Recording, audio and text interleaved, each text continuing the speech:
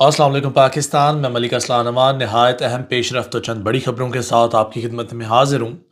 आप जान ही चुके होंगे कि lieutenant general retired Amjad Shoaib साहब जो कि गिरफ़्तार हो चुके हैं और जिनका कसूर शायद इतना है कि Islamabad district and session court में सरकारी एहलकारों को बगावत पर उकसाने के इल्ज़ाम में उन्हें जो गिरफ़्तार करके कोर्ट में ले जाया गया और उनका 3 रोज़ा जिस्मानी रिमांड भी मंजूर हो गया और उनको पुलिस के हवाले कर दिया गया है।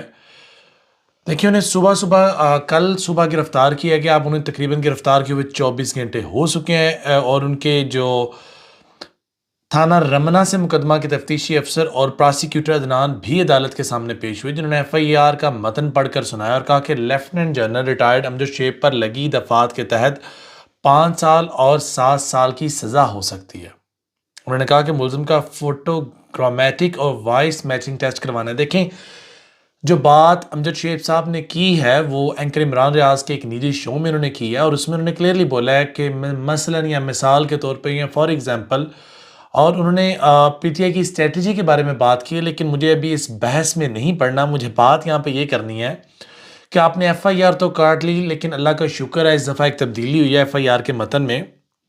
पहले जो माजी के अंदर जो साइल हुआ करते थे और वो साइल दरख्वास्त दिया करते थे, इस दफ़ा साइलों ने दरख्वास्त नहीं दी, बल्कि इस दफ़ा दरख्वास्त गुजार हैं जो कहते हैं जनाब अवैस खान बतौर मजिस्ट्रेट इस्लामाबाद अपनी खिदमात सर अंजाम दे रहा हूँ। मौरखा 25 फरवरी बवक्त रात 10:05 पर बोल TV पर शो देख रहा था जिसका नाम इमरान खान बोल के साथ है, जिसमें मुख्तलिफ अशखास को बतौर मेहमान बुलाया जाता है वगैरह, जिसमें ये भी मेहमान थे। एक सवाल के तनाज़ुर में जनरल टाइड मशीन ने कहा कि आप देखिए कि जेल बरो तरीक चलाई, देखना ये चाहिए कि ये जो भी एक्शन ले रहे हैं इससे आप जो रिज़ल्ट हासिल करना चाहते हैं वो आपको होगा नहीं या जेल नहीं वगैरह वगैरह वगैरह। फिर उन्होंने बोला कि सरकारी अफसरान को इन्हें मना करना चाहिए अगर इनका होल्ड है तो। मतलब इन्होंने एक बड़ी प्यारी एक लंबी सी FIR बनाई है। लेकिन मैं इस दफ़ा खुश हूँ कि इस दफ़ा साइल नहीं है, इस दफ़ा जो सामने आ रहा है वो बाकायदा नाम हसब नसब के साथ सामने आ रहा है,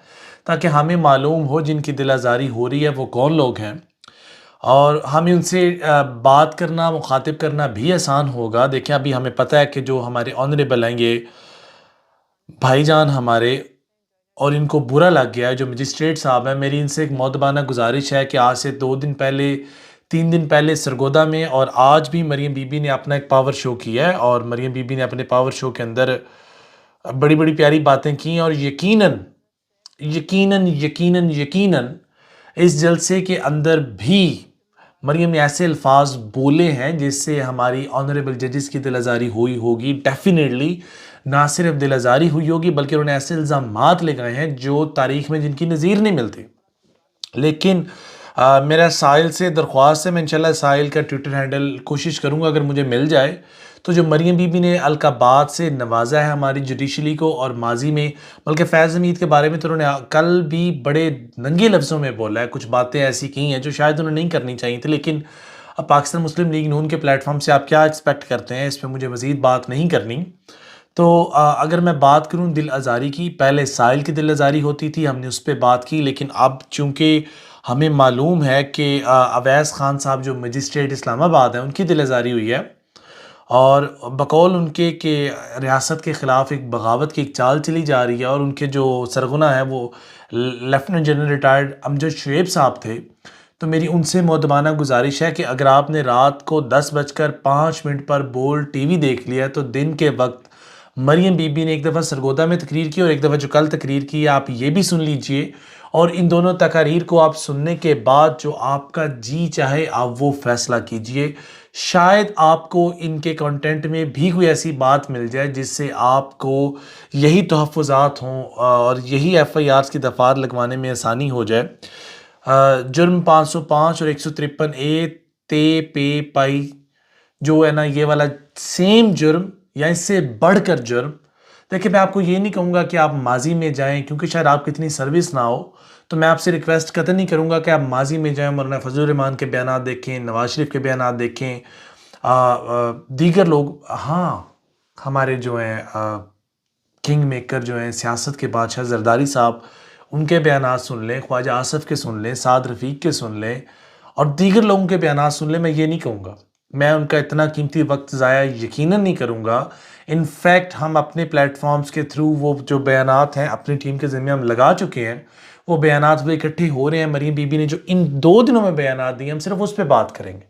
हम ज़्यादा पीछे जाने की ज़हमत आपको नहीं देंगे और आपसे रिक्वेस्ट करेंगे कि जो आपने एफआईआर यहाँ पर लॉन्च करवाई है, मैं तो एक्सपेक्ट कर रहा था कि हमारी जुडिशली हिलेगी, उनके पिलर्स हिलेंगे और जुडिशली हरकत में आएगी। ना सिर्फ हरकत में आएगी बल्कि मरीम बीबी के ख़िलाफ़ तौहीन अदालत लगेगी, तौहीन पता नहीं क्या क्या लगना चाहिए, तौहीन फ़ौज भी लगना चाहिए और दीगर मामलात लगने चाहिए, लेकिन नहीं लगा ऐसा कुछ।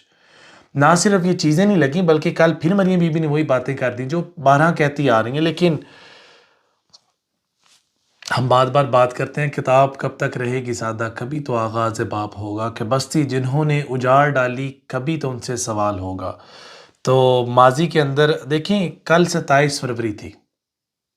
27 फरवरी का दिन अगर हम 2019 की बात करें तो हमने एक बच्चे को पकड़ा था जो एक पायलट थे और मिग मिराज नाम का कोई जहाज़, उसके थ्रू वो पाकिस्तान में आए और हमारी एयरफोर्स ने बड़े अच्छा काम किया, कारकर्दगी दिखाते हुए उसे गिराया, शॉट डाउन किया और हमने एक ट्रेलर बना दिया, एक फैंटास्टिक डे बना दिया और पता नहीं क्या कुछ। और बिल्कुल 27 फरवरी के दिन ऐसे वाक़यात हुए, मरियम बीबी ने अपनी जो है ना वो जो उनके अंदर जो जलन थी या जो उनके अंदर मामलात थे या जो उनके अंदर गुबार था, उन्होंने वो निकाला। दूसरी जानब अमजद शेख साहब की गिरफ़्तारी 27 फरवरी को हुई और जब उनकी गिरफ़्तारी हुई, उनके जो यहाँ पर इस तरफ बैज लगा हुआ था, यहाँ पर इसी जगह पे वो बैज मैंने बड़े गौर से देखा तो वो पाकिस्तान का झंडा था। और उस शख्स ने ना सिर्फ इस मुल्क के पाकिस्तान के अंदर इस मुल्क के पाकिस्तान का दिफा किया बल्कि इस मुल्क के पाकिस्तान के बाहर भी इसका दिफा किया। और इस मुल्क के पाकिस्तान के बाहर जगह जगह जहाँ पे वो बंदा इस मुल्क के पाकिस्तान को डिफेंड कर सकता था, उस बंदे ने वहाँ पे इस मुल्क के पाकिस्तान को डिफेंड किया है। लेकिन बड़ा दुख और अफसोस के साथ मुझे कहना पड़ रहा है कि हमने उस शख्स की कदर नहीं की।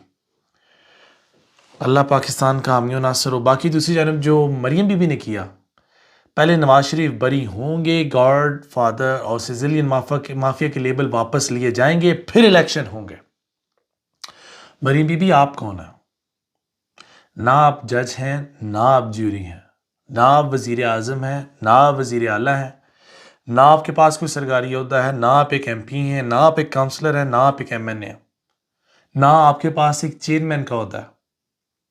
आपके पास पार्टी सदारत अब आ चुकी है और हम एक्सपेक्ट करते हैं कि आप जैसों के पास पार्टी सदारत अगर आ जाए तो पार्टी को बाहर से दुश्मनों की ज़रूरत नहीं पड़ेगी। लेकिन आप कहती हैं इलेक्शन ज़रूर होगा लेकिन पहले तराजू के दोनों पलड़े बराबर किए जाएं, यानी आप चाहती हैं कि इमरान खान को भी अंदर किया जाए। ठीक है हजूर वाला, आपका शौक़ है, शौक़ रखने में कोई कबाहत नहीं होनी चाहिए। बाकी कौन अंदर जाएगा कौन बाहर जाएगा, अब चंद लोगों के हाथ से फैसले निकल चुके हैं और शायद ये अवाम के सामने फैसले आ चुके हैं और अब अवाम डिसाइड करेगी कौन अंदर जाएगा कौन बाहर जाएगा। और बाकी जो आपका जलसा साहिवाल था और जो जलसा सरगोदा था, इन दोनों जलसों में जो आपने तौहीन अदालत की बात की, रिटायर्ड जजेस की बात की, हाजिर सर्विस जजेस की बात की, साबका फ़ौजी अफसरान की बात की, मौजूदा अफसरान को आपने निशाना बनाया, तो मैं एक्सपेक्ट कर रहा हूँ अगर तो कानून के तराजू एक पलड़े पे हों जैसा कि आप चाहती हैं, तो फिर तो आपके ऊपर तौहीन अदालत भी लगनी चाहिए, तौहीन फ़ौज भी लगनी चाहिए।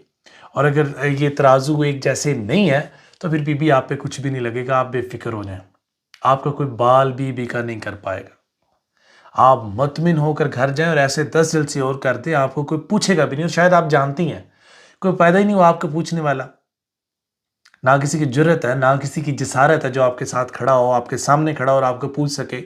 अगर किसी की जुर्रत और जसारत होती तो अब तक आपके खिलाफ कम से कम को 8-10 FIRs तो हो चुकी होती।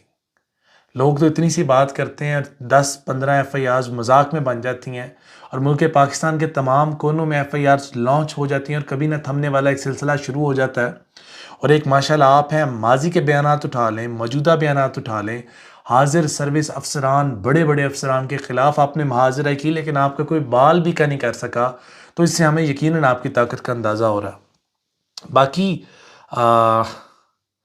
समात अज खुद नोटिस 4 जजेस छोड़ गए हैं, 5 रह गए हैं, बेंच कैरी ऑन हुआ है। जो तफसीली फ़ैसला है वो बड़े प्यारे भाइयों ने तफसील के साथ आपको पढ़कर सुना दिया है। मैं उसके अंदर जाकर आपके मज़ीद 8-10 मिनट नहीं बिगाड़ना चाहता। तो लुब्बे लुबाब ये है कि बात इस बात पे हो सकती है कि सदर ने फ़ैसला क्यों किया, पर बात इस बात पे नहीं हो सकती कि इलेक्शंस डिले होंगे। लेकिन अटॉर्नी जनरल ऑफ पाकिस्तान ने भी कह दिया भाई जो मर्ज़ी कर लो, इलेक्शन तो नहीं हो सकती। और 90 दिन में तो कंसेप्ट भी नहीं है और सवाल भी नहीं है और जुर्रत भी ना करना। अब देखना यह है कि आला अदलिया इसको हद के इज़्ज़त बनाती है, नहीं बनाती, इस पे एक्शन लेती है, नहीं लेती, या मसलहतन चुप करती है या नहीं करती। आने वाले दिन डिसाइड करेंगे। हाँ, जो ज़रूरी बात कि इमरान खान साहब की इस्लामाबाद में पेशी है, अब उन्होंने बाय एयर जाना है, हिकमत अमली अभी डिसाइड नहीं हुई, तो इस पे मुझे मज़ीद लब आराई या आप कह दें कि मुझे ज़्यादा बहस करने की ज़रूरत अभी नहीं है, क्योंकि अभी कोई पॉलिसी क्लियर नहीं है। लेकिन अभी तक जो मेरी नॉलेज में बात आ रही है, बाई एयर का इंतखाब किया जा रहा है और बाई एयर वो जाएंगे। अब आने वाले दिन डिसाइड करेंगे कि मज़ीद पीडीएम इनको दारुल खिलाफा में बुलाकर क्या सलूक करेगी और पीडीएम की मज़ीद क्या पॉलिसीज़ हैं। अदलिया के ऊपर जो इनकी जो यलगार है वो तो ज़ोर शोर से जारी है। अच्छा, एक मैं आपको लतीफ़ा सुनाना भूल गया। मरीम बीबी कहती हैं कि वो चूहा बिल में घुस के बैठा हुआ है, ना घर से बाहर निकलता है, ना बाहर आके लोगों से बात करता है। तो भाईजान उसका घर भी इस मुल्क पाकिस्तान के अंदर है, और इस मुल्क पाकिस्तान के अंदर पंजाब के अंदर वो बैठा हुआ है। ज़मान पार्क लाहौर के अंदर है, जो आपका किसी वक्त में गढ़ हुआ करता था। आपके गढ़ में वो बंदा बैठा हुआ है। आपके पास इतनी ताकत नहीं है, इतनी हिम्मत नहीं है, इतनी जुर्रत नहीं है कि आप उसको उसके घर से अरेस्ट कर लें। और दूसरी जानब आपके अब्बा जान जो मुल्क पाकिस्तान से बाहर बैठे हुए हैं, आप उन्हें बहादुर कह रही हैं। एक शख्स मुल्क पाकिस्तान के अंदर बैठा हुआ है, उसको आप बुज़दिल कह रही हैं, चूहा कह रही हैं, बिल में घुसा हुआ कह रही हैं। दूसरी जानिब एक शख्स मुल्क पाकिस्तान से बाहर बैठा हुआ है। आए रोज़ अपनी वो जो है ना, वो अपनी ड्रेसिंग की जो वो सेंस है वो आपको आके दिखाते हैं, मीडिया पे आते हैं, डिसेंट शूज़ पहन के आते हैं, अच्छी अच्छी ड्रेसिंग करके बाहर आते हैं, छोटी सी बात करते हैं, चले जाते हैं। तो आप उन्हें बुज़दिल कह रही हैं या अपने बाबा को कह रही हैं, तो ये बातें मेरी समझ में नहीं आ रही हैं। बाकी अवाम बहुत ज़्यादा अवेयर हो चुकी है बीबी, तो आप उन्हें सादा लू मत समझिए। और जो मैं समझ सकता हूँ, जो आपको शिकस्त फाश हुई है और 52% जो वोट बैंक था इस वक्त पीटीआई ने होल्ड किया है इस इलेक्शन के अंदर, तो ये आपको हजम नहीं हो रहा और उसका गुस्सा बड़ी सूरतों में बाहर निकल रहा है और मज़ीद भी निकलेगा आने वाले दिनों में, मैं एक्सपेक्ट करता हूँ। लेकिन जैसा कि मैं बारहा अपने हर वीलॉग में कहता हूँ, जब कोई बड़ी गिरफ्तारी होती है इसका यकीनन मकसद डाइवर्जन होता है। डाइवर्जन आपको पता है डाइवर्जन कहाँ लगी है। लोग इलेक्शंस पर बात ना करें, जो शिकस्त फाश हुई है उस पर बात ना करें। इसको कवर करने के लिए हमारे इज़्ज़त बली के बकरे हम जो शुएब साहब बने हैं, आने वाले दिन डिसाइड करेंगे मेरी बातों में कितनी सच्चाई है और जो बातें मैंने और मेरी टीम ने आप तक लेकर आई हैं वो किस हद तक मुनासिब साबित होंगी। अभी तक लिए आप अपने होस्ट को इजाज़त दीजिए। फ़ी मानिल्लाह, खुश रहें, आबाद रहें। जिस शख्स ने इस मुल्क पाकिस्तान का बुरा चाहा, अल्लाह उसकी नस्लें गारत करे। अल्लाह हाफ़िज़।